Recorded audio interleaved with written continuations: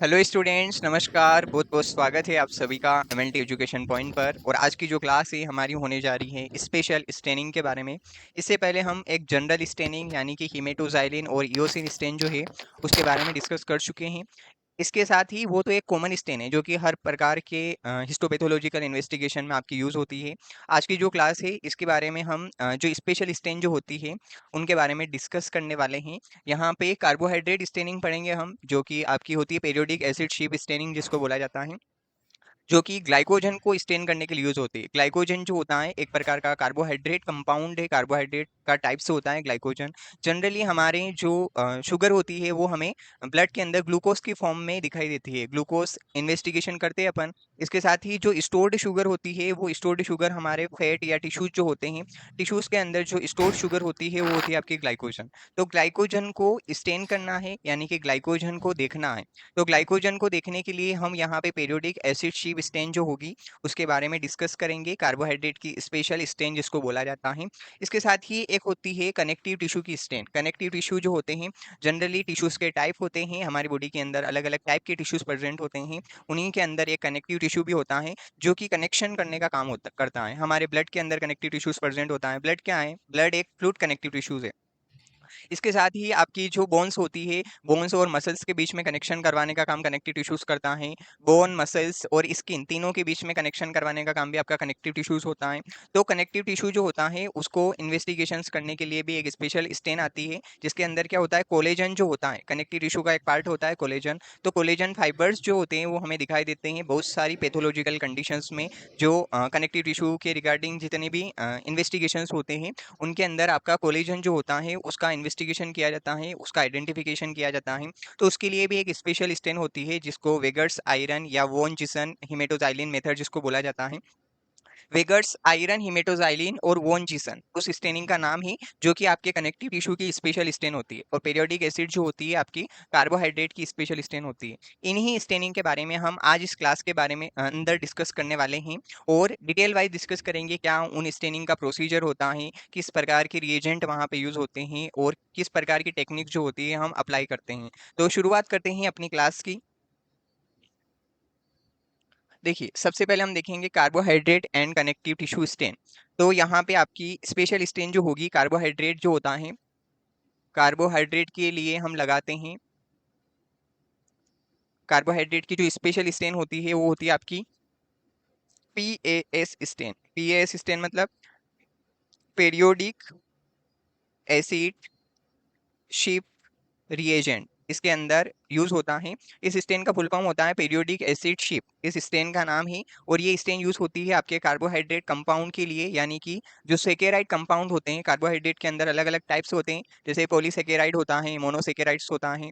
तो अलग अलग टाइप के सेकेराइड्स कंपाउंड हमें दिखाई देते हैं कार्बोहाइड्रेट्स के अंदर। तो एक पॉलीसेकेराइड जो होता है, पॉलीसेकेराइड के साथ ही आपका एक होता है म्यूकोपॉलीसेकेराइड। म्यूकोपॉलीसेकेराइड, देखिए म्यूकस जो होता है जनरली हमारी लेयर्स जो होती हैं, म्यूकोजा, सब म्यूकोजा लेयर जिसको हम बोलते हैं, म्यूकोजा, सब म्यूकोजा, ये सारी क्या होती है आपकी लेयर्स होती है। आपकी बॉडी के अंदर जो ऑर्गन्स होते हैं उन ऑर्गन्स के आसपास की जो लेयर होती है म्यूकोजा लेयर जिसको हम बोलते हैं, सब म्यूकोजा लेयर्स भी होती है। तो यहाँ पे क्या होता है, जो म्यूकोपॉलीसेकेराइड जिसको हम बोलते हैं, तो म्यूकोजा लेयर जो होती है वहाँ पे जो शुगर कंपाउंड अटैच्ड होता है यानी कि स्टोर्ड शुगर कंपाउंड जिसको हम बोलते हैं, तो उसको स्टेन करने के लिए भी आपका ये स्टेन जो होती है उसको ऑब्जर्व करने के लिए भी आपकी पीरियोडिक एसिड शीप स्टेन जो होती है वो यूज होती है।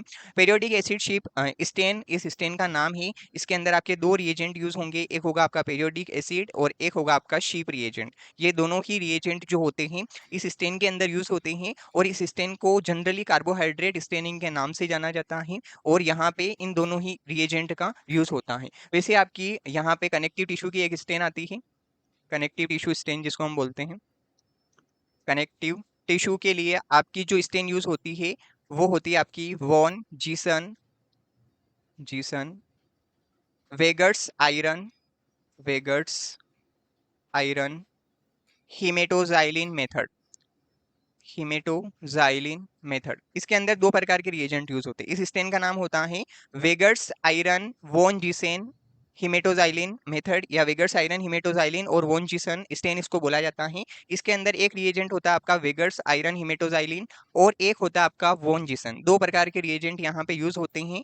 एक को बोला जाता है रिएजेंट फर्स्ट रिएजेंट जो होता है आपका वो होता है वेगर्स आयरन हिमेटोजाइलिन, वेगर्स आयरन हिमेटोजाइलिन रिएजेंट। और एक होता है आपका सेकेंड रिएजेंट जिसको हम बोलते हैं, वो सेकेंड रिएजेंट होता है आपका Van Gieson, Van Gieson reagent इसको बोलते हैं हम। तो इन दो प्रकार के रिएजेंट यहाँ पे यूज होंगे। वेगर्स आयरन के प्रिपेयर करने के लिए भी आपके दो प्रकार के सॉल्यूशन यहाँ पे यूज होंगे, एक होगा सॉल्यूशन ए, एक होगा सॉल्यूशन बी। तो आगे जब हम इस स्टेन का बारे में डिस्कस करेंगे तो उन सॉल्यूशन के बारे में भी अपन डिस्कस करेंगे। तो यहाँ पे दो प्रकार के रिएजेंट इस स्टेन के अंदर यूज होंगे। इस स्टेन के अंदर भी आपके दो रिएजेंट यूज होंगे। आपका एक रिएजेंट होगा आपका पेरियोडिक एसिड और दूसरा रिएजेंट जो होगा आपका वो होगा यहाँ पे यूज शिप रिएजेंट। ये दोनों ही रिएजेंट इस मेथड के अंदर यूज होंगे, इस स्टेनिंग टेक्निक के अंदर। तो ये दोनों ही स्टेन होती है, दोनों स्टेन का यूज किया जाता है हिस्टोपैथोलॉजिकल इन्वेस्टिगेशंस के अंदर। कार्बोहाइड्रेट को स्टेन करना है तो कार्बोहाइड्रेट बहुत सारी कंडीशन जो होती है हमारी बॉडी के अंदर, जैसे कि लीवर के अंदर कोई इन्फेक्शंस हो गया है, किडनी के अंदर कोई इन्फेक्शंस हो गया है, या हार्ट जो है हार्ट के अंदर किसी प्रकार की इन्फेक्टिव स्टेज हो गई है, या फिर डायबिटिक पेशेंट्स होते हैं, तो इन सब कंडीशंस में को इन्वेस्टिगेशन करने के लिए, या फिर इनके अंदर किसी प्रकार का सेलुलर चेंजेस हो रहा है किसी ऑर्गन के अंदर, या किसी प्रकार का सीवियर लेवल का इन्फेक्शन पेशेंट की बॉडी के अंदर हो गया है, तो ऐसी कंडीशन में हम इस स्टेनिंग का यूज करते हैं। वैसे ही आपका कनेक्टिव टिश्यू जो होता है, यहाँ पे कोलेजन जो होता है, कोलेजन को इन्वेस्टिगेशंस करने के लिए हम इस स्टेन का यूज करते हैं। मेनली इसका एम जो होता है वो कोलेजन को डिटेक्ट करना। अब कोलेजन फाइबर्स होता है, कनेक्टिव टिश्यू का पार्ट होता है कोलेजन फाइबर्स। अब ये कोलेजन जो होता है किसी भी प्रकार की सेल्यूलर डिस्ट्रोफी अगर आपकी बॉडी के अंदर हो रही है, सेल्यूलर डिस्ट्रोफी अगर होती है कहीं पे भी, या कोई भी मस्कुलर चेंजेस अगर हो रहा है, मस्कुलर डिस्ट्रोफी हो रही है, मस्कुलर डिस्ट्रोफी, तो ऐसी कंडीशंस में जो होता है ये आपका कोलेजन फाइबर जो होता है वो रिलीज होता है, और कोलेजन फाइबर्स ये डिटेक्ट करता है कि बॉडी के अंदर किसी प्रकार का सिविरिटी लेवल पे इन्फ्लामेटरी कंडीशंस हो रही है, या सिविरिटी लेवल पे अगर आपकी बॉडी के अंदर हाई लेवल पे कोई पैथोलॉजिकल चेंजेस होते हैं, तो ऐसी कंडीशंस में ये दोनों ही स्टेन जो होती है आपकी यूज होती है। और इन दोनों स्टेन की हेल्प से हम इजीली किसी प्रकार की इन्फेक्टिव एजेंट जो होता है या इन्फेक्टिव स्टेज जो होती है पेशेंट की, उसको हम डायग्नोस कर सकते हैं। तो ये दोनों ही स्पेशल स्टेन होती है, दोनों का अलग अलग पर्पस होता है, दोनों का अलग अलग एम होता है, और यहाँ पे स्पेशलिटी जो रहती है आपकी इन स्टेनिंग की होती है। तो अब हम देख लेते हैं आगे। सबसे पहले हम देखेंगे पेरियोडिक एसिड स्टेन जो होती है, इस पेरियोडिक एसिड स्टेन की टेक्निक्स यहाँ पे है। अब जब भी हम कोई भी स्टेनिंग करते हैं तो स्टेनिंग के अंदर एक सिंपल सा फॉर्मूला होता है, उसका सिंपल सा प्रोसीजर होता है किसी भी स्टेनिंग का। स्टेनिंग के अंदर कुछ स्टेप जो होती है कॉमन रहती है, जैसे कि सबसे पहले हमें क्या करना पड़ता है, यहाँ पे जब भी हम स्टेनिंग करते हैं तो स्टेनिंग की कुछ कॉमन स्टेप है। कोई भी स्टेनिंग अगर हम करते हैं तो सबसे पहले हमने देखा था कि वहाँ पे सबसे पहली स्टेज जो आती है आपकी डी पैराफिनाइजेशन की आती है। सबसे पहले हमें क्या करना पड़ता है, डी पैराफिनाइजेशन करना पड़ता है, यानी कि हमारा जो टिश्यू सेक्शन जो है, जैसे हम टिश्यू सेक्शन की कटिंग कर देते हैं तो उसको ड्राई किया जाता है। ड्राई करने के लिए हम हॉट एयर ओवन के अंदर उसको प्लेस करके रखते हैं, स्लाइड के ऊपर जो टिश्यूज है उसको उसको हीट किया जाएगा। जैसे ही उसका हीटिंग किया जाता है तो पैराफिन वैक्स जो होता है वो आपका मेल्टेड हो जाता है, पिघल जाता है, यानी कि वो रिमूव हो जाता है। तो डी पैराफिनाइजेशन एक ऐसी प्रोसेस होती है जिसके अंदर हम पैराफिन वैक्स को सबसे पहले रिमूव करते हैं। अब डी पैराफिनाइजेशन के अंदर एक होता है आपका जाइलिन का यूज होता है। जाइलिन का हम यूज करते हैं डीपेराफिनाइजेशन करने के लिए। और जाइलिन का यूज करने से पहले हम स्लाइड को या स्मीयर जो है सेक्शन जो है आपका tissue section, section of tissues, tissue का जो सेक्शन है उसे हमें हीट करना रहता है, हीट बाय फ्लेम। यानी कि बर्नर जो रहेगा आपका ये इस प्रकार से आपका बुनसन बर्नर है। यहाँ पे हम क्या करेंगे, ये जो फायरिंग होती है, फ्लेम निकलती है, आग निकलती है। अब हमें स्लाइड को फोर्सेप्स की हेल्प से पकड़ना है, और इस टिश्यू सेक्शन को यहाँ पे सबसे पहले हमें हीट करना है। फोर्सेप्स की हेल्प से हम स्लाइड को पकड़ेंगे। अब स्लाइड के ऊपर जो है आपका टिश्यू सेक्शन है उसको सबसे पहले हम हीट करेंगे, यानी कि हीटिंग का प्रोसीजर किया जाएगा। जैसे यहाँ पे हीट किया जाएगा तो पैराफिन वैक्स यहाँ से रिमूव हो जाएगा। अगर यहाँ पे प्रॉपर्ली रिमूवल नहीं हो पाया है तो फिर हम क्या करेंगे, फिर हम जाइलिन के अंदर प्लेस करेंगे उस टिश्यूज को। जैसे हम स्लाइड को जाइलिन के अंदर प्लेस करेंगे तो टिश्यूज के अंदर जो पैराफिन वैक्स होगा वो कंप्लीटली रिमूव हो जाएगा, और हमारी हमारी स्लाइड जो होती है वहाँ पे क्या होता है, जब भी हम हीटिंग करते हैं तो हमारी स्लाइड जो होती है वो ड्राई हो जाती है। अब ड्राइंग होने के लिए फिर हम क्या करते हैं, यहाँ पे रिहाइड्रेशन की प्रोसेस की जाती है। अगली स्टेप जो आती है रिहाइड्रेशन की होती है।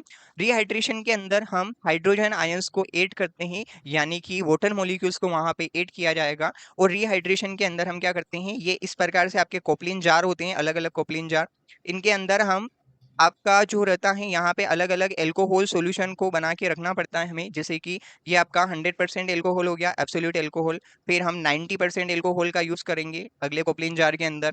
ये आपका 80% एल्कोहल है, ये 70% एल्कोहल है।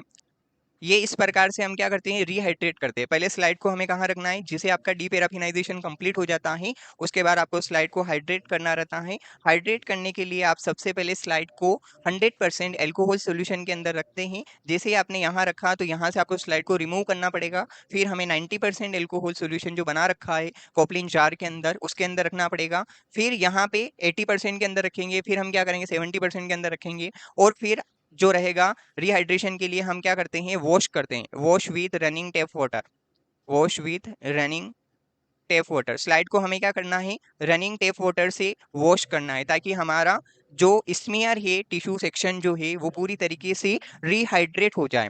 तो यहाँ पे जब भी हम इन एल्कोहल सॉल्यूशन के अंदर रखेंगे तो यहाँ पे एक स्पेसिफिक टाइमिंग हमें के लिए हमें रखना पड़ता है। जैसे कि अगर हम रिहाइड्रेशन की प्रोसेस कर रहे हैं तो हम एटलीस्ट 30 सेकेंड तक रखते हैं। 30 सेकेंड के लिए हमें, जैसे ही आपका डीपेराफिनाइजेशन होता है तो 30 सेकेंड के लिए आपको कहाँ रखना पड़ेगा, एब्सोल्यूट एल्कोहल के अंदर रिहाइड्रेशन करने के लिए। फिर यहाँ से हम रिमूव करेंगे तो फिर हम 90% एल्कोहल के अंदर रखेंगे। यहाँ पे भी आपका टाइमिंग पीरियड जो रहेगा वो फिक्स्ड रहेगा। एटलीस्ट 30 सेकेंड तक तो हमें रखना ही पड़ता है, इससे ज्यादा हम नहीं रख सकते। बाकी इससे भी कम होगा तो 10 सेकेंड 20 सेकेंड जनरली हम रख सकते हैं, लेकिन हाईएस्ट जो रहता है इससे ज्यादा हम नहीं रखेंगे। इससे ज्यादा रखेंगे तो फिर हमारा स्टेनिंग प्रोसीजर जो होता है उसके ऊपर भी इफेक्ट तो होता है, और हम जो एक्यूरेट लेवल पे जो आइडेंटिफिकेशन करना होता है हमें, वो हम नहीं कर पाते हैं। तो यहाँ पे हम क्या करेंगे, सबसे पहले एब्सोल्यूट एल्कोहल के अंदर रखेंगे, यानी कि 100% एल्कोहल के अंदर, फिर 90% के अंदर, फिर 80% के अंदर, फिर 70% के अंदर हम रखेंगे। हर एक कोपलिन जार, इन सबको हम कोपलिन जार बोलते हैं, कोपलिन जार के अंदर हम सोल्यूशन प्रिपेयर करके रखते हैं। फिर 70% एल्कोहल के अंदर रखने के बाद आपको कंप्लीटली हाइड्रेट करना है, यानी कि वॉश करना है विथ रनिंग टेप वाटर। जो आपका टिश्यू सेक्शन होगा उसको वॉश करेंगे हम। जैसे ही आपका वॉश प्रोसेस कंप्लीट हुआ, रिहाइड्रेशन की प्रोसेस आपकी कंप्लीट हो जाएगी। रिहाइड्रेशन के बाद आता है आपकी अगली प्रोसेस जो होती है, वो होती है आपकी स्टेनिंग की। अब हमें क्या करना पड़ता है, यहाँ पे स्टेनिंग करना पड़ता है। और स्टेनिंग के बाद हम क्या करते हैं, डिहाइड्रेशन करते हैं। स्टेनिंग के बाद डिहाइड्रेशन किया जाता है। फिर हम क्लियरिंग करते हैं, फिर हम माउंटिंग करते हैं। क्लियरिंग किया जाएगा, फिर माउंट किया जाएगा, और फिर हम आखिरी स्टेज जो रहती है वो माइक्रोस्कोपिकली ऑब्जर्वेशन की करते हैं। तो ये एक जनरल स्टेनिंग प्रोसीजर होता है। आप किसी भी स्टेनिंग की को जब देखते हैं तो ये कुछ कॉमन स्टेप होती है, 6-7 स्टेप आती है, इन्हीं स्टेप का हम यूज करते हैं। तो यहाँ पे भी सेम वही होगा। हमें क्या करना पड़ेगा, सबसे पहले टिश्यू सेक्शन को डीपेराफिनाइज करना पड़ेगा। जैसे हम डीपेराफिनाइज कर देंगे तो फिर यहाँ पे आपके जो स्पेसिफिक सोल्यूशन होते हैं वो होते हैं आपके शीप रिएजेंट यूज होता है यहाँ पे, और एक होता है आपका पेरियोडिक एसिड। ये पेरियोडिक एसिड और शीप रिएजेंट, ये दोनों ही रिएजेंट इस स्टेनिंग के मेन हैं, इन्हीं का यूज किया जाता है। तो सबसे पहले हम देखेंगे, जैसे आपका डीपेराफिनाइजेशन हुआ है, फिर हम क्या करेंगे, रिहाइड्रेशन करेंगे। यहाँ पे भी आपका सबसे पहले डीपेराफिनाइजेशन किया जाएगा। डीपेराफिनाइजेशन टिश्यू सेक्शन को जैसे हम डीपेराफिनाइज कर देंगे, मतलब पैराफिन वैक्स को हम रिमूव कर देंगे, जाइलिन के अंदर डिप करके रखेंगे। फिर हमें क्या करना पड़ेगा, रिहाइड्रेशन करना पड़ेगा। और रिहाइड्रेशन के अंदर हम अलग अलग एल्कोहल सॉल्यूशन के अंदर उसको रखना पड़ेगा, और फिर वॉश करना पड़ेगा, ताकि आपका टिश्यू सेक्शन जो है, यानी कि स्मीयर जो है, वो कंप्लीटली रिहाइड्रेट हो पाए, हाइड्रोजन आयंस उसके अंदर ऐड हो जाए, ताकि हमें स्टेनिंग करते टाइम किसी प्रकार की इरेगुलरिटीज ना हो, किसी प्रकार के कोई चेंजेस ना आए, या हमारी स्टेनिंग के अंदर कोई एरर्स ना आए। अब हम क्या करेंगे कि मेन एजेंट जो आता है आपका पेरियोडिक एसिड, इस रिएजेंट के अंदर हमें 5 मिनट तक स्लाइड को रखना पड़ता है, स्टेन करना पड़ता है। कोपलिन जार के अंदर हम पेरियोडिक एसिड रखेंगे। ये आपका कोपलिन जार हो गया है इस प्रकार से, इसके अंदर ये आपका पेरियोडिक एसिड है। इस पेरियोडिक एसिड सॉल्यूशन के अंदर हम कितने मिनट तक रखेंगे, 5 मिनट तक आपको स्लाइड को रखना है, ताकि ये जो रहता है, यहाँ पे एक प्रोसेस होती है ऑक्सीडाइजेशन की, या ऑक्सीडेशन जिसको हम बोलते हैं। यहाँ पे कौन सी प्रोसेस होती है, ऑक्सीडेशन की प्रोसेस होती है। और यहाँ पे ये आपका जो पेरियोडिक एसिड होता है, ये पेरियोडिक एसिड आपके जो ग्लूकोज कंपाउंड होते हैं, यानी कार्बोहाइड्रेट कंपाउंड जो होते हैं, उसके अंदर जो एल्डिहाइड ग्रुप होता है, एल्डिहाइड उस एल्डिहाइड ग्रुप को ये क्या करता है, स्टेन कर देता है। उस एल्डिहाइड ग्रुप के ऊपर ये अटैक करता है पीरियोडिक एसिड, और ये पेनिट्रेट करता है, पेनिट्रेशन पावर इसकी होती है, और टिश्यूज के अंदर या सेल के अंदर अगर वहां पे कार्बोहाइड्रेट कंपाउंड होगा, यानी कि कार्बोहाइड्रेट के अंदर दो होते हैं, एक होता है आपका एल्डिहाइड ग्रुप, एक होता है आपका कीटोन ग्रुप। अगर एल्डिहाइड ग्रुप अगर वहां प्रेजेंट होगा तो उसके साथ ये इजीली रिएक्ट कर लेगा, डिटेक्ट कर देगा, और उसको क्या कर देगा, ये पीरियोडिक एसिड जो रहेगा उसको स्टेन कर देगा। ठीक है, ये आपका ऑक्सीडेशन की प्रोसेस यहाँ पे होती है इस प्रोसेस के अंदर। फिर क्या होता है, जैसे आप एल्डिहाइड ग्रुप जो होता है यहाँ पे डिटेक्ट हो जाता है, स्टेन हो जाता है, फिर हमें क्या करना पड़ता है, यहाँ पे पीरियोडिक एसिड के अंदर हमने 5 मिनट तक रखा था, अब हम यहाँ से रिमूव करेंगे स्लाइड को, और फिर हमें क्या करना पड़ता है, वॉश करना पड़ता है। Wash with running tape water के थ्रू हमें क्या करना है, स्लाइड को अच्छी तरीके से वॉश करना है, यानी कि यहाँ पे कौन सा हो रहा है, वॉशिंग की प्रोसेस हो रही है। जैसे स्टेनिंग हुआ इसके अंदर फर्स्ट रिएजेंट के अंदर, तो फिर हम उसको अच्छी तरीके से वॉश करेंगे, रनिंग टेप वाटर से वॉश करना पड़ता है हमें। फिर क्या होता है, आपका अगला रिएजेंट जो होता है वो होता है आपका शीप रिएजेंट। अब ये शीप रिएजेंट जो होता है, जो एल्डिहाइड ग्रुप यहाँ पे वर्क कर रहा है, जिस एल्डिहाइड ग्रुप को पीरियोडिक एसिड ने रिएक्ट किया है, ऑक्सीडेशन की प्रोसेस वहां हुई है, और अगर आपका एल्डिहाइड ग्रुप यहाँ पे स्टेन हुआ है, तो फिर हमें क्या करना पड़ता है, इस एल्डिहाइड ग्रुप के साथ वापस से आपका शीप रिएजेंट जो होता है वो वर्क करता है। ये शिप रिएजेंट जो होगा फिर वापस से रिएक्ट करेगा, यानी कि स्लाइड को हम कहाँ रखेंगे, स्लाइड को हम रखेंगे ये अगला कोपलिन जार, इसके अंदर आपका शिप रिएजेंट जो है ऐड किया गया है, शिप रिएजेंट। इस शिप रिएजेंट के अंदर हम क्या करेंगे, स्लाइड को रखेंगे, और यहाँ पे आपका स्टेनिंग पीरियड कितना होगा, 15 मिनट, यानी कि शिप रिएजेंट के अंदर हमें 15 मिनट तक रखना पड़ेगा स्लाइड को। जब भी हम स्टेनिंग करेंगे तो हमें 5 मिनट पीरियोडिक एसिड के अंदर रखना है, फिर हमें वॉश करना है। जैसे ही वॉश हो जाएगा तो फिर हमें अगला रिएजेंट जो है शिप रिएजेंट, उस शिप रिएजेंट के अंदर हमें 15 मिनट तक रखना पड़ेगा स्लाइड को। जिसे हम शिप रिएजेंट के अंदर 15 मिनट तक रख देंगे, स्टेन कर देंगे, उसके बाद हमें वापस से वॉश करना है, wash with running tape water, यानी कि टेप वाटर जो होता है, नल को हमें चालू करना है, स्लाइड को फोर्सेप्स की हेल्प से पकड़ना है, और इजीली जो रहता है आपका वॉशिंग की प्रोसेस जो होती है कंप्लीट हो जाती है। अब यहाँ पे वॉश कितने मिनट तक रखना है, हमें 10 मिनट्स तक हमें वॉश करना है कंटिन्यूअसली रनिंग टेप वाटर से। नल चालू करना है, वाटर जो रहेगा, रनिंग वाटर जो रहेगा, फोर्सेप्स की हेल्प से आपको स्लाइड को पकड़ना है, इजीली वॉश करना है। तो जैसे आपका वॉश कंप्लीट होगा, वॉशिंग की प्रोसेस पूरी हो जाएगी। जैसे ही वॉशिंग की प्रोसेस कंप्लीट होगी, तो फिर यहाँ पे एक और स्टेन यूज होती है, counter stain. Counter stain with Harris haematoxylin for 1 to 3 minute. अब हमें क्या करना है, फिर हम कोपलिन जार लेंगे, ये ऐसा कोपलिन जार जो रहेगा, इस कोपलिन जार के अंदर आपका जो सॉल्यूशन यहाँ पे रिएजेंट जो रहेगा ये रहेगा आपका हेरिस हिमेटोजाइलिन। ये हेरिस हिमेटोजाइलिन है। इस हेरिस हिमेटोजाइलिन सॉल्यूशन के अंदर हम क्या करेंगे, स्लाइड को कितने मिनट तक रखेंगे, स्लाइड को यहाँ पे रखा जाएगा आपका 1 से 3 मिनट्स, 1 से 3 मिनट के लिए हम स्लाइड को हेरिस हिमेटोजाइलिन सॉल्यूशन के अंदर रखेंगे। अब ये हेरिस हिमेटोजाइलिन सॉल्यूशन यहाँ क्या काम करता है, ये करता है आपका काउंटर स्टेन का। देखो काउंटर स्टेन जो होती है वो क्या होती है, काउंटर स्टेन एक प्रकार की ऐसी स्टेन होती है जब स्पेशल स्टेन वहां होता है, तो स्पेशल स्टेन के अंदर जो भी रिएजेंट यूज होते हैं वो हम अप्लाई करते हैं, टिश्यू सेक्शन जो होता है वो स्पेशल स्टेन के रिएजेंट के साथ स्टेन किया जाता है। उसके बाद आपका काउंटर स्टेन का यूज होता है। काउंटर स्टेन का जो मेन टारगेट होता है, काउंटर स्टेन का जो मेन मकसद जिसको हम बोल सकते हैं, इसका मेन टारगेट ये होता है कि आपका जो स्पेशल पार्ट है, जिसको भी आपको स्पेशल स्टेनिंग के रिएजेंट जो आपने यूज किए हैं, स्पेशल स्टेनिंग रिएजेंट, और आपका जो टिश्यू सेक्शन है, जो टिश्यू सेक्शन है, उनके बीच में अच्छी तरीके से ये क्या काम करती है, कॉन्ट्रास्ट का काम करती है। ये क्या करेगी, कॉन्ट्रास्ट का काम करेगी। कॉन्ट्रास्ट का मतलब होता है कि अच्छी तरीके से विजिबल इफेक्ट हो पाए जब भी हम माइक्रोस्कोपिकली ऑब्जर्वेशन करते हैं स्टेनिंग के बाद।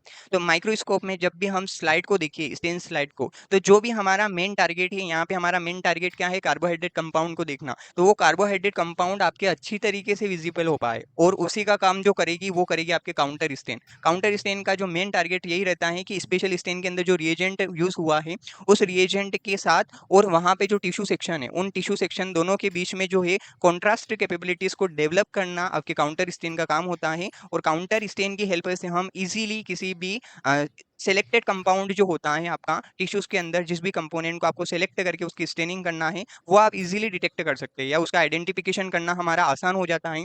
ये आइडेंटिफिकेशन लेवल को इन्हेंस कर देती है। जो भी हमें डिटेक्ट करना है वो हम इजीली डिटेक्ट कर सकते हैं अगर हमने काउंटर स्टेन का यूज किया है।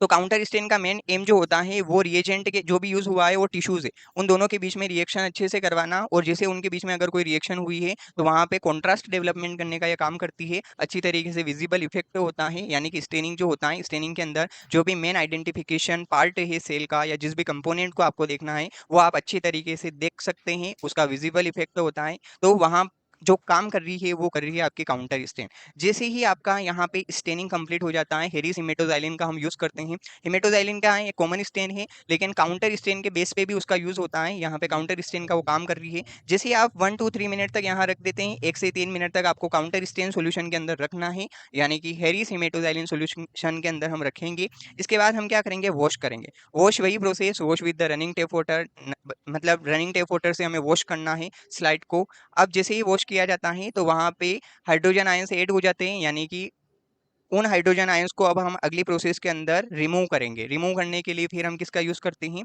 डिहाइड्रेशन का। जैसे आपका यहाँ पे कंप्लीट हो जाता है स्टेनिंग, ये प्रोसेस हमारी कंप्लीट हो गई है। अब इसी कंप्लीट हो गई है तो अब हम डिहाइड्रेशन। अब डिहाइड्रेशन के अंदर हम एल्कोहल का यूज करते हैं। यहाँ पे हम किसका यूज करेंगे, एल्कोहल का। अब हमें स्लाइड को कैसे डिहाइड्रेट करना है, एब्सोल्यूट एल्कोहल से। एब्सोल्यूट एल्कोहल सॉल्यूशन का हम यहाँ यूज करेंगे, और इस एब्सोल्यूट एल्कोहल सॉल्यूशन के अंदर हमें स्लाइड को डिप करके रखना है। कोपलिन जार के अंदर आपका एब्सोल्यूट एल्कोहल सॉल्यूशन होगा। जैसे ही आपका डिहाइड्रेशन कंप्लीट हो गया है तो फिर आपको क्या करना है, क्लियरिंग करना है।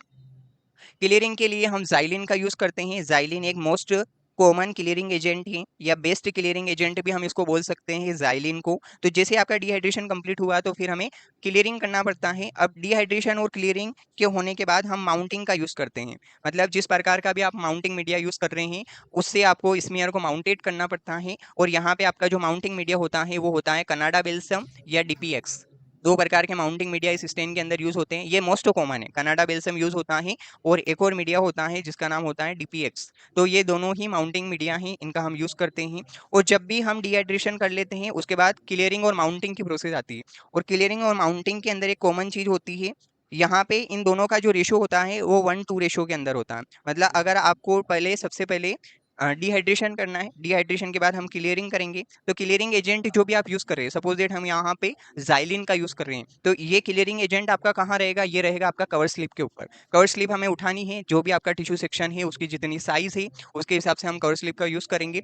कवर स्लिप के ऊपर आपको जो आपका क्लियरिंग एजेंट है उस क्लियरिंग एजेंट की 1 ड्रॉप यहाँ पे प्लेस करनी पड़ती है। ये आपका यहाँ पे जाइलिन है, जाइलिन सॉल्यूशन है, लिक्विड फॉर्म में है, उसके हमें क्या करना है, 1 ड्रॉप यहाँ पे ऐड करना है, कहाँ पे, कवर स्लिप के ऊपर। जैसे ही आपने जाइलिन को ऐड किया तो आप जो भी माउंटिंग मीडिया यूज कर रहे हैं उसकी एटलीस्ट हमें 2 ड्रॉप यहाँ पे ऐड करनी पड़ती है। यहाँ पे अगर आप डीपीएक्स यूज कर रहे हैं तो डीपीएक्स की 2 ड्रॉप आपको कवर स्लिप के ऊपर अटैच करना है। इसके साथ ही अगर आप कनाडा बेल्सम यूज कर रहे हैं तो उसकी आपको 2 ड्रॉप ऐड करना है। जिस प्रकार का भी आप माउंटिंग मीडिया यूज कर रहे हैं स्टेनिंग के अंदर उसकी आपको 2 ड्रॉप आपको उस कवर स्लिप के ऊपर अटैच करना पड़ती है। जैसे उस कवर स्लिप के ऊपर आप ऐड कर देते हैं जाइलिन और आपका जो माउंटिंग मीडिया होता है कनाडा बेल्सम अगर हम यूज कर रहे हैं तो जाइलिन और कनाडा बेल्सम की हम क्या करेंगे, जाइलिन की आपकी 1 ड्रॉप ऐड करना है, कनाडा बेल्सम की हमें 2 ड्रॉप ऐड करना है। और जैसे ही हम इनको कवर स्लिप के ऊपर अटैच कर देंगे, ऐड कर देंगे। अब इस कवर स्लिप को हमें कहाँ अटैच करना है, इसको हमें ऐड करना है हमारी ये जो टिश्यू सेक्शन है, स्लाइड का टिश्यू सेक्शन ये कंप्लीट हो गया स्टेन। अब इसके ऊपर ये कवर स्लिप जो रहेगी आपकी अटैच की जाएगी। जैसे हम कवर स्लिप को अटैच करेंगे उसके बाद हमारा लास्ट स्टेज जो आएगा वो होगा आपका माइक्रोस्कोपिकली ऑब्जर्वेशन। माइक्रोस्कोप के अंदर हमें अब इस स्टेन्ड स्मीयर को ऑब्जर्व करना रहेगा, तो ये फाइनल स्टेज रहेगी। तो ये इसी प्रकार से आपका पीरियोडिक एसिड शिप स्टेन जो होती है वो कंप्लीट होती है, और ये इसका पूरी तरीके से स्टेनिंग प्रोसीजर होता है। सिंपल सी मेथड है इसकी। पीरियोडिक एसिड और शिप रिएजेंट ये दोनों ही रिएजेंट इसके अंदर यूज होते हैं। इनका स्पेसिफिक टाइमिंग होता है स्टेनिंग का। इसके अंदर पीरियोडिक एसिड के अंदर 5 मिनट रखते हैं, शिप रिएजेंट के अंदर हम 10 मिनट तक स्टेन करते हैं, और वापस से आपकी जो जनरल स्टेप होती है वो कॉमन स्टेप यहाँ पे अप्लाई होती है। और यहाँ पे हेरिस हिमेटोजाइलिन जो होता है आपका काउंटर स्टेन करने का काम करता है।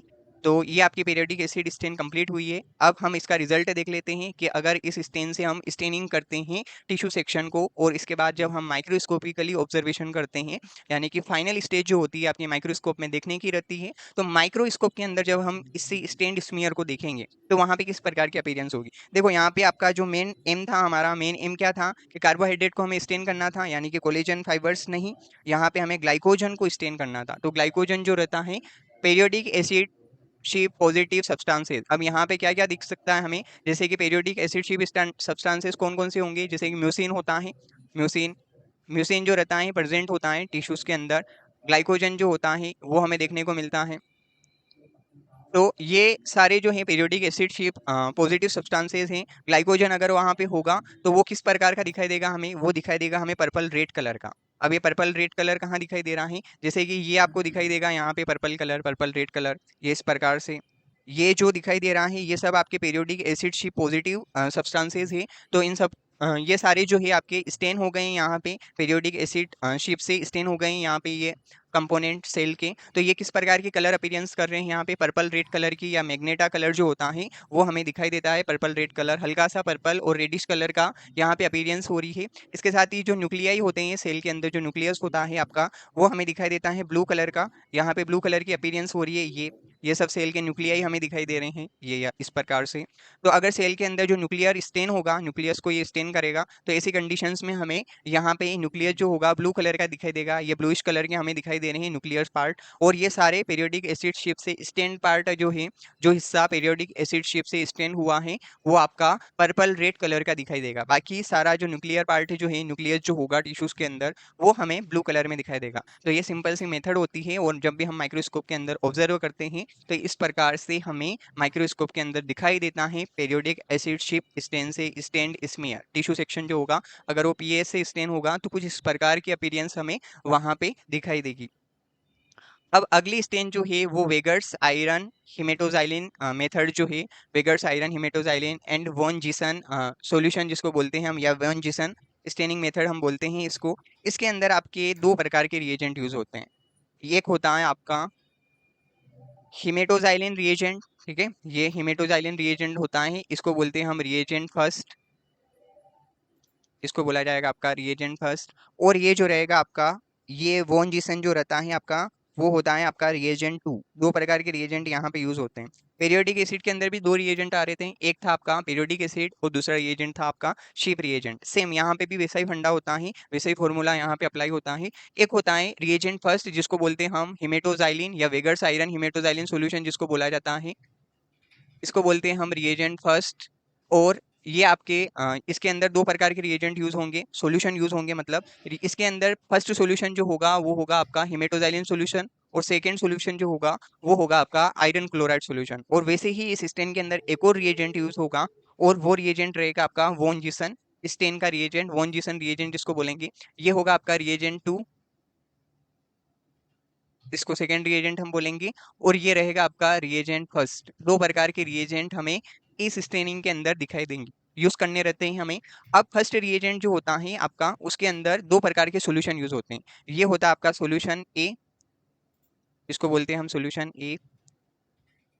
और ये जो रहता है आयरन क्लोराइड सॉल्यूशन, इसको बोला जाएगा आपका सॉल्यूशन बी। दो प्रकार के सॉल्यूशन यहाँ पे यूज होंगे, सॉल्यूशन ए और सॉल्यूशन बी। सॉल्यूशन ए के अंदर हम हिमेटोजाइलिन सॉल्यूशन इसको बोला जाता है। तो 1 ग्राम हमें सोलिडिफाई में जो हिमेटोजाइलिन सॉल्यूशन यूज होता है पाउडर फॉर्म में, उसको हमें 1 ग्राम लेना रहता है। और इसको हमें कहाँ ऐड करना रहता है, इसको हम ऐड करते हैं इथाइल एल्कोहल जो होता है 90% एल्कोहल, उसकी क्वांटिटीज हमें लेना है 100 ml। तो 1 ग्राम हिमेटोजाइलिन सॉल्यूशन को हमें 100 ml 95% इथाइल एल्कोहल जो है उसके अंदर डिजोल्व करना रहता है, और आपका सॉल्यूशन ए जो होता है यहाँ पे प्रिपेयर हो जाता है। वैसे ही आपका सॉल्यूशन बी जो होता है उसको बोलते हैं हम आयरन क्लोराइड या फेरिक क्लोराइड सॉल्यूशन, इसको बोला जाता है फेरिक क्लोराइड।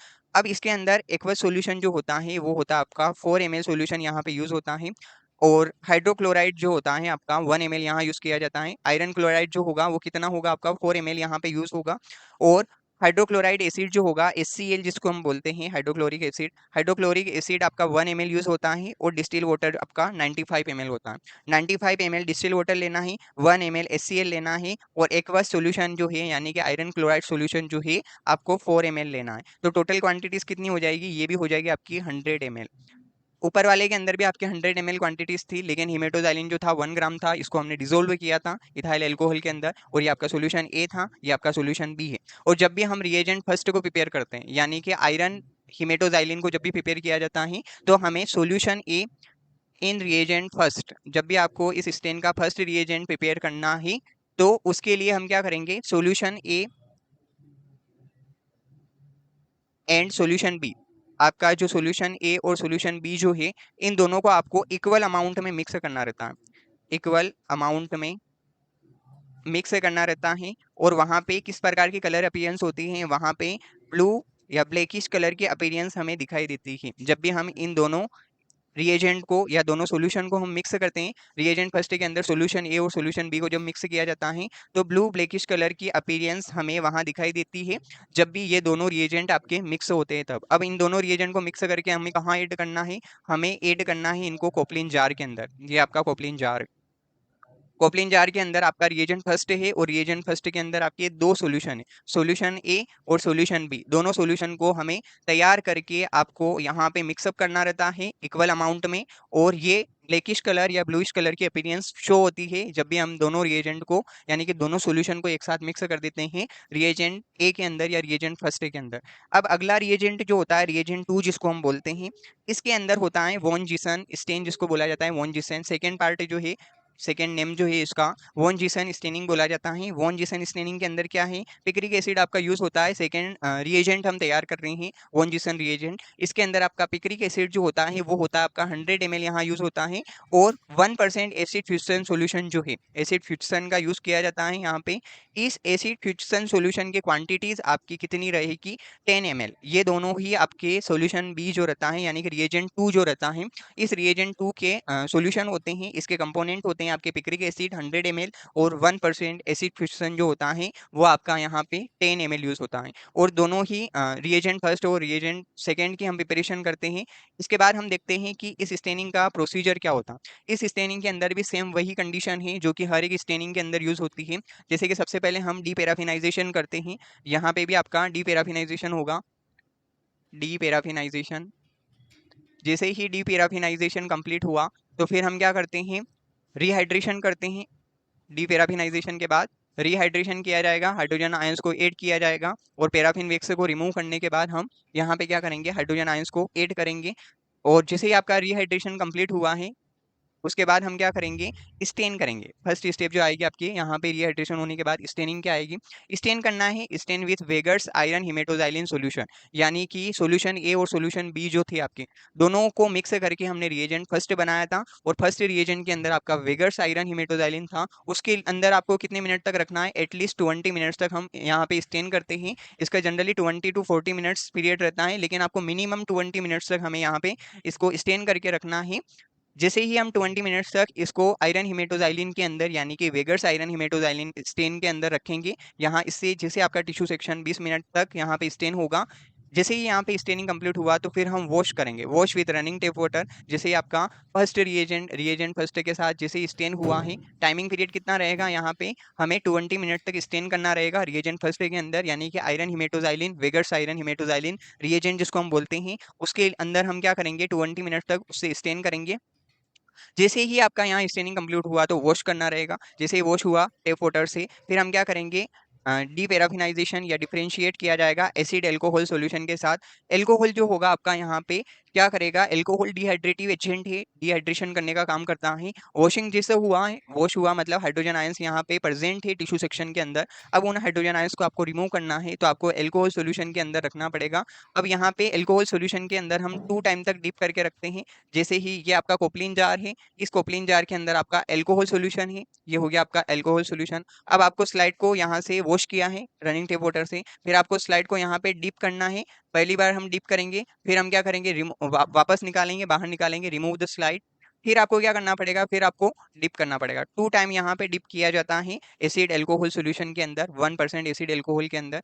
जैसे ही हम एक बार डिप करेंगे तो यहाँ पे हम कितने टाइम तक रखेंगे, एटलीस्ट 30 सेकंड तक रखा जाता है। इससे ज़्यादा नहीं होना चाहिए, इससे कम होगा तो चलेगा, 10 सेकंड रख सकते हैं, 20 सेकंड रख सकते हैं, लेकिन मिनिमम 30 सेकंड, इससे ज़्यादा नहीं। इससे ज़्यादा जो रहेगा, इससे ज़्यादा अगर अपन रखेंगे तो फिर हमारी स्टेनिंग प्रोसीजर जो होता है उसके ऊपर इफेक्ट हो जाता है। तो एक बार आपको 1% जो है आपका एसिड एल्कोहल सॉल्यूशन के अंदर डीप करना है स्लाइड को, फिर निकालना है, फिर डीप करना है, फिर निकालना है। तो ये प्रोसीजर यहाँ पे किया जाएगा। फिर यहाँ पे आपका काउंटर स्टेन जो होती है वो यूज होती है वॉन जीसन। ठीक है, वॉन जीसन स्टेनिंग जो रहेगी आपकी यहाँ पे यूज होगी secondary stain. Van Gieson solution जो है आपका रिएजेंट टू जिसको हम बोल रहे थे, फर्स्ट रिएजेंट के अंदर 2 सॉल्यूशन आए थे, सॉल्यूशन ए और सॉल्यूशन बी।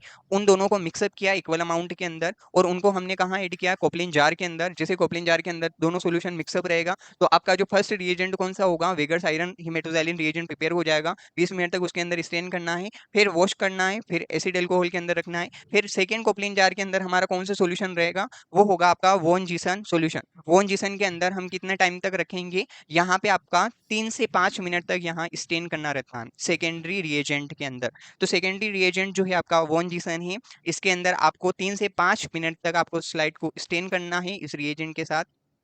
जैसे स्टेनिंग कंप्लीट हुआ तो फिर आपको वॉश करना पड़ता है। जैसे आपका वॉश कंप्लीट हुआ, वॉश की प्रोसेस, तो फिर हम क्या करेंगे, डिहाइड्रेट करेंगे। डिहाइड्रेट के लिए वही वापस से एल्कोहल सॉल्यूशन का यूज किया जाएगा। जैसे डिहाइड्रेशन कंप्लीट हुआ तो फिर हम क्या करेंगे, क्लियरिंग करेंगे। क्लियर करना है, हमें क्लियरिंग करना है, clear with xylene. Xylene solution के साथ हमें क्लीन करना है, क्लीनिंग करना है इसकी। क्लियरिंग जैसे कंप्लीट होगा तो फिर आपकी लास्ट स्टेज जो रहेगी वो रहेगी आपकी माउंटिंग की। अब माउंटिंग यहाँ पे जो होती है, डीपीएक्स मीडिया जो होता है और कनाडा बेल्सम जो होता है, उन दोनों मीडिया का हम यूज करते हैं। दोनों में से कोई भी सुटेबल मीडिया आप यूज कर सकते हैं, कनाडा बेल्सम या डीपीएक्स, दोनों ही माउंटिंग मीडिया यहाँ पे यूज होते हैं माउंटिंग करने के लिए। तो जैसे आपका क्लियरिंग हुआ है, डिहाइड्रेशन हुआ है, डिहाइड्रेशन के बाद क्लियरिंग हुआ है, क्लियरिंग जैसे हुआ तो उसके बाद जो स्टेप आएगी आपकी माउंटिंग की आएगी। जैसे माउंटिंग कंप्लीट हुआ है तो फिर हमें स्टैंड स्मीयर को माइक्रोस्कोप में देखना रहता है। अब जैसे हम माइक्रोस्कोप के अंदर देखेंगे तो ये कुछ इस प्रकार से रिजल्ट हमें दिखाई देता है आपके कनेक्टिव टिश्यू स्टेन का। तो यहाँ पे हम एक बार रिजल्ट देख लेते हैं इसका। ये इस प्रकार से माइक्रोस्कोप के अंदर हमें स्टैंड स्मीयर दिखाई देता है। अब इसके अंदर जो कोलेजन होता है वो आपका रेड कलर में अपीयरेंस होती है। ये आपका कोलेजन पार्ट है जो दिखाई दे रहा है यहाँ पे। ये ये कोलेजन है। ये इस प्रकार की अपीयरेंस दिखाई देती है हमें कोलेजन फाइबर्स की कनेक्टिव टिश्यूज के अंदर। ये कोलेजन प्रेजेंट है यहाँ पे। ये रेडिश कलर का जो भी दिख रहा है आपको, रेडिश पार्ट रेड रेड, ये आपका कोलेजन है। ये पूरा रेड कलर की अपीयरेंस जहां जहां हो रही है वो सब कोलेजन पार्ट है। ये कोलेजन है, ये कोलेजन है। तो कोलेजन फाइबर जो होते हैं या कोलेजन जो प्रेजेंट होता है टिश्यूज के अंदर, तो वो रेडिश कलर की अपीयरेंस शो करता है इस स्टेनिंग के अंदर। वॉन जिसन स्टेनिंग यानी कि वेगर्स आयरन वॉन जिसन स्टेनिंग जिसको हम बोलते हैं। तो इसके अंदर रेड कलर की अपीयरेंस आपका कोलेजन फाइबर्स दिखाता है। इसके साथ ही जो न्यूक्लियाई होते हैं, सेल के न्यूक्लियाई, वो हमें ब्लैकिश कलर के दिखाई देंगे। ये आपके सेल के न्यूक्लियाई जितने भी ब्लैक ब्लैक कलर के दिखाई दे रहे हैं, ये सब क्या है, न्यूक्लियाई। ठीक है। और ये आपका जो पिंक कलर आपको दिखाई दे रहा है, बाकी सब पिंक कलर, ये पिंकिश कलर जो दिखाई दे रहा है वो आपको यहाँ पे काउंटर स्टेनिंग की वजह से दिखाई दे रहा है। ये काउंटर स्टेनिंग जो रहता है आपका कॉन्ट्रास्ट विजिबल करता है, तो ये आपको सब पिंकिश कलर दिखाई दे रहा है। बाकी ये आपके जो मेन इंग्रेडिएंट है, मेन स्पेसिफिक कंपोनेंट जिसको हमें डिटेक्ट करना था, वो आपका कोलेजन है। कोलेजन इस प्रकार से अपीयर्स होता है, रेड कलर का आपका दिखाई देता है कोलेजन जब भी स्टेनिंग करते हैं तब, और ब्लैक कलर के आपके सेल के न्यूक्लियाई कंपोनेंट जो होता है वो दिखाई देता है। तो ये इस प्रकार से माइक्रोस्कोपिकली हम ऑब्जर्वेशन करते हैं इस स्टेनिंग का। तो इस प्रकार से हमें ये सारे कंपोनेंट जो होते हैं सेल के वो दिखाई देते हैं टिश्यूज के। तो thank you for joining me. आज की क्लास हमारी यहीं कंप्लीट होती है। मिलते हैं नई क्लास में नए टॉपिक के साथ। बने रहिए आप हमारे साथ। Thank you for joining me.